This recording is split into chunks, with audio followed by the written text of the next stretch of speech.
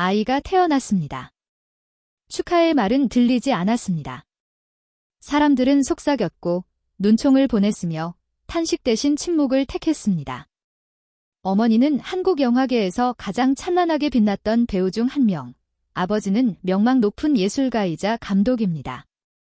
그러나 이들은 오랜 윤리적 경계를 넘은 관계로 엮여 있었고 그 아이는 10년에 가까운 불륜의 끝에서 태어난 존재였습니다. 김민희와 홍상수의 이야기는 언제나 평범하지 않았습니다.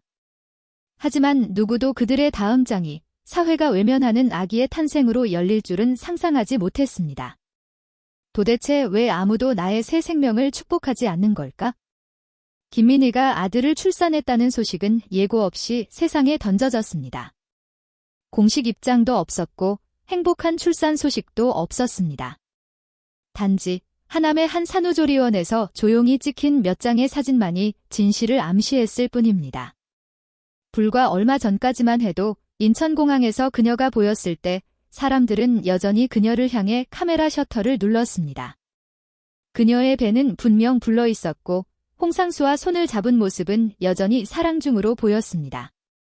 하지만 너무도 빠르게 그들은 부모가 되었지만 인정받지 못한 존재가 되어버렸습니다. 그 아이가 잘못해서가 아닙니다. 다만 어른들이 만든 관계와 선택이 아이에게 무게를 씌운 것입니다. 미혼의 엄마, 여전히 법적으로 유부남인 아버지. 세상은 그들을 사랑이라고 부르기엔 너무 많은 질문을 남겼습니다. 놀라운 사실은 시간이 이렇게 흐른 지금도 홍상수 감독은 여전히 혼인관계를 유지하고 있다는 점입니다. 그가 법정안에 A씨에게 2016년 이혼을 청구했지만 2019년 법원은 이를 기각했습니다. 그는 이후 아무런 항소도 하지 않았습니다. 즉, 김민희와의 공공연한 연애가 시작된 지도 거의 10년이 되었지만 그는 여전히 법적으로는 다른 가정의 남편이자 아버지로 남아 있습니다. 그렇다면 새로 태어난 아이는 어떤 존재가 될까요? 가족관계 등록부에는 어떻게 기록될까요? 적법한 자녀일까요? 아니면 사생아로 남게 될까요? 누구도 명확히 답할 수 없습니다. 사랑의 이름으로 감싸왔던 그들의 관계는 이제 이기심으로 포장된 것은 아닐까요? 한때 사람들은 그들의 사랑을 진심으로 받아들였습니다. 기자회견장에서 홍상수 감독은 둘이는 서로를 사랑합니다. 진심으로요 라며 공개 선언했고 김민혜 역시 울먹이며 사랑에 빠졌어요. 나의 전부를 걸고 사랑해요 라고 말했습니다. 하지만 시간이 지나면서 이 사랑은 가정을 무너뜨리고 커리어를 중단시켰으며 이제는 자신을 숨기고 싶은 아이만 남겼습니다. 사랑은 과연 모든 걸 이겨낼 수 있을까요? 사랑만으로 아이를 책임질 수 있을까요? 그리고 사회는 그 사랑을 아름답다고 받아들일 준비가 되어 있을까요? 무엇보다도 홍상수 감독은 왜 이토록 조용해졌을까요? 아이가 태어난 후 그는 공식 석상은 물론 일상에서도 모습을 감추었습니다. 출산을 축하한다는 메시지도 병문안에 대한 보도도 없습니다. 한때 베를린 영화제에서 김민희의 손을 자랑스럽게 잡던 그는 정작 아버지가 되는 순간에는 침묵을 택했습니다. 무엇이 두려운 걸까요? 세상의 시선일까요? 아니면 스스로의 선택에 대한 책임일까요? 이 사랑이 그만한 가치를 했을까요? 김민희는 한때 가장 촉망받는 배우였습니다. 영화아가씨를 통해 세계적인 스타로 자리매김했고 당대 최고의 감독들과 작업해왔습니다. 그러나 홍상수와의 관계가 세상에 드러난 이후 그녀는 그와 함께하는 작품 외에는 모든 무대에서 사라졌습니다. 하나의 영화 세계, 하나의 남자를 선택한 그녀는 결국 경력을 모두 포기했고 지금은 40대 초반의 나이에 아이의 어머니가 되었습니다. 하지만 이 아이는 대중의 박수 속에서 태어난 것이 아닌 외면과 냉대 속에서 세상에 나왔습니다. 사랑을 위해 모든 것을 걸었지만 그 끝은 외로움이었습니다. 그녀는 모든 사회적 기준을 거부했으며 심지어 그 사랑의 결과조차도 세상과 단절된 채 마주하고 있습니다. 세상의 소음을 피해 태어난 아이. 축복받지 못한 여배우. 책임을 피하는 감독. 그리고 사랑이라고 믿었던 감정은 이제는 이기적인 욕망으로 해석됩니다. 김민희와 홍상수의 이야기는 단순한 연예계 스캔들이 아닙니다. 그것은 사회의 금기와 선택, 그리고 그 선택의 결과를 말해주는 한 편의 서사입니다. 1982년 서울에서 태어난 김민희는 예술대학 출신이 아닌 모델로서 연예계에 입문했습니다. 그녀의 차가운 분위기와 강렬한 외모는 그녀를 곧바로 주목받는 신인으로 만들었습니다. 그러나 그녀가 지금의 위치에 오르기까지는 오랜 시간이 걸렸습니다. 초기에는 연기력 논란에 시달렸습니다. 언론은 그녀를 꽃병이라 불렀고 비판은 끊이지 않았습니다. 하지만 꾸준한 노력 끝에 그녀는 스스로를 증명했고 누구도 무시할 수 없는 배우가 되었습니다. 그리고 이제 그녀의 이름은 다시 세상의 중심에 서 있습니다. 다만 그 이유는 우리가 기대했던 방식은 아닙니다. 김민희는 지금 어떤 생각을 하고 있을까요? 한때 모든 스포트라이트를 받던 스타가 세상과 거리를 둔 채 산후조리원 안에서 조용히 아이를 품고 있습니다. 그녀는 지금도 그 선택을 후회하지 않을까요? 아니면 여전히 사랑이라는 단어로 모든 것을 감싸고 있을까요? 그녀가 세상과 거리를 두기 시작한 것은 사랑 때문이었습니다. 하지만 아이러니컬하게도 그 사랑은 점점 세상을 등지게 만들었습니다. 공공의 영역에서 사적인 사람으로 변해버린 그녀는 이제 팬들의 기억 속에서조차 희미해지고 있습니다. 홍상수 감독의 영화 속에만 남은 김민혜. 그 영화들이 아무리 예술적 가치가 있다 해도 대중은 이제 그녀의 얼굴에서 예술보다 불편함을 먼저 느끼는 듯합니다. 그리고 홍상수. 그는 여전히 인터뷰를 하지 않습니다. 영화제에서도 기자들의 질문을 피하고 그의 연애에 대해 묻는 이들에게는 아무런 대답을 내놓지 않습니다. 한때 예술은 삶에서 나온다고 했던 그는 이제 자신의 삶 일부를 숨기고 있습니다. 삶을 외면한 예술이 과연 진실할 수 있을까요? 그들이 만든 이 관계는 단순한 연애 이상의 무게를 가졌습니다. 사회의 도덕, 가정의 책임, 자녀의 미래까지 포괄하는 선택이었기 때문입니다. 그리고 그 선택은 한 생명을 세상에 태어나게 만들었습니다. 그 생명이 어떤 이름으로, 어떤 정체성으로 자라게 될지는 여전히 미지수입니다. 우리 사회는 아직도 정상가족이라는 프레임에 갇혀 있습니다.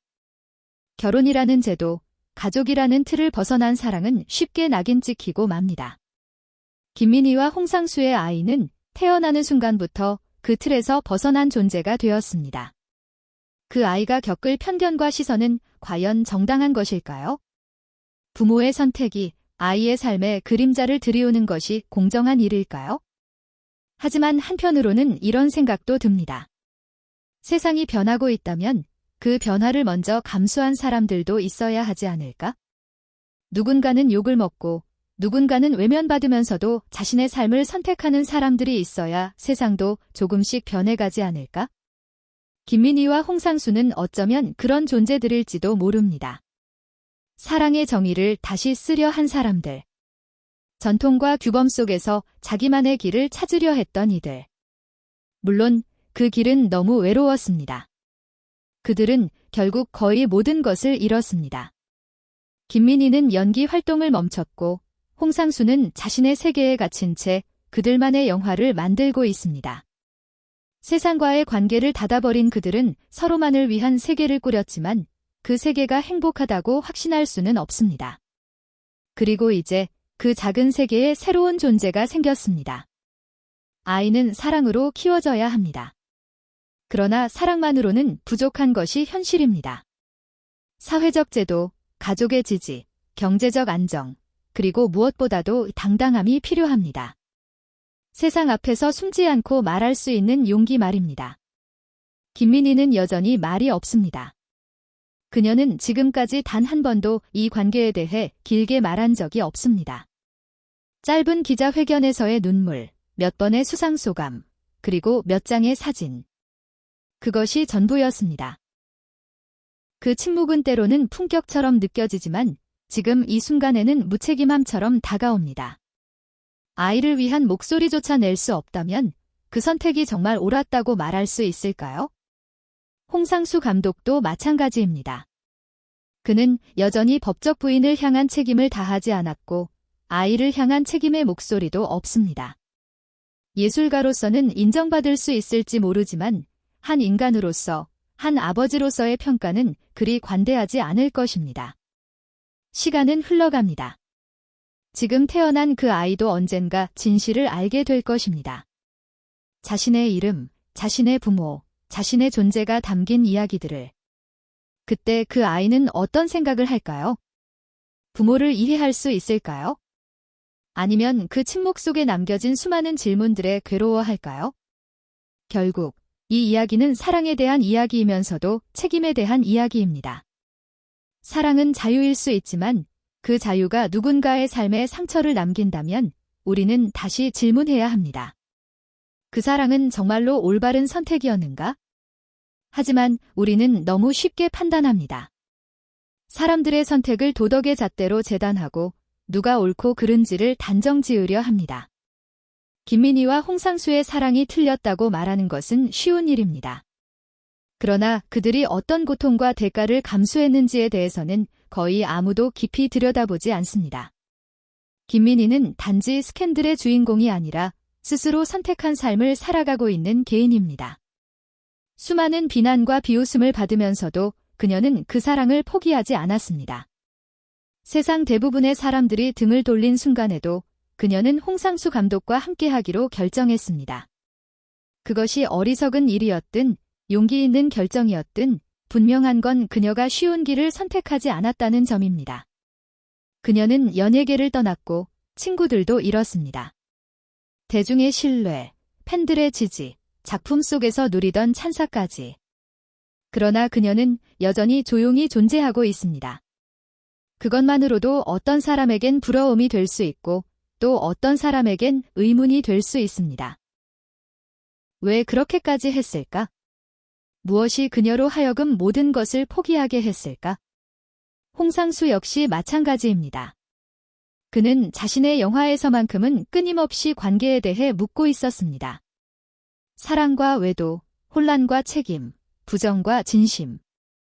그의 영화는 늘 도덕의 경계를 아슬아슬하게 넘나들며 인간의 본성과 욕망을 탐구했습니다.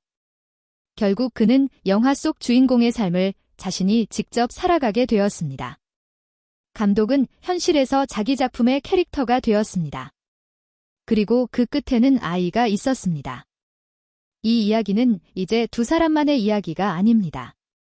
그들의 선택이 만들어낸 생명, 앞으로 살아가야 할 또 다른 존재가 중심에 있습니다. 그 아이는 자신이 원하지 않았던 관계에서 태어났지만 앞으로 그 관계의 그림자 속에서 살아가야 할지도 모릅니다. 누구도 아이를 비난할 수 없습니다. 하지만 세상은 그렇게 관대하지 않습니다. 출생의 배경, 부모의 이름, 가족의 형태. 모든 것이 아이의 정체성을 규정짓는 기준이 됩니다. 비정상 가족이라는 낙인은 여전히 강하게 존재하며 그 안에서 아이는 자신을 지켜내야 합니다. 그렇기에 더욱 절실한 것은 침묵이 아닌 말과 행동입니다. 부모가 먼저 자신의 사랑을 정당화하는 것이 아니라 아이를 향한 책임을 다하는 것입니다. 그 아이가 언젠가 왜 나를 숨겼어요? 라고 묻는다면 그 물음에 당당히 답할 수 있어야 합니다. 사랑해서 낳았고 끝까지 지켜줄 거야 라고. 지금 김민희와 홍상수에게 필요한 것은 또 다른 영화가 아니라 현실의 책임감입니다. 카메라 뒤가 아니라 아이 앞에 서야 할 시간입니다. 사랑이 진짜였다는 걸 증명하는 길은 이제 작품이나 명언이 아니라 아이를 향한 태도 속에 있습니다.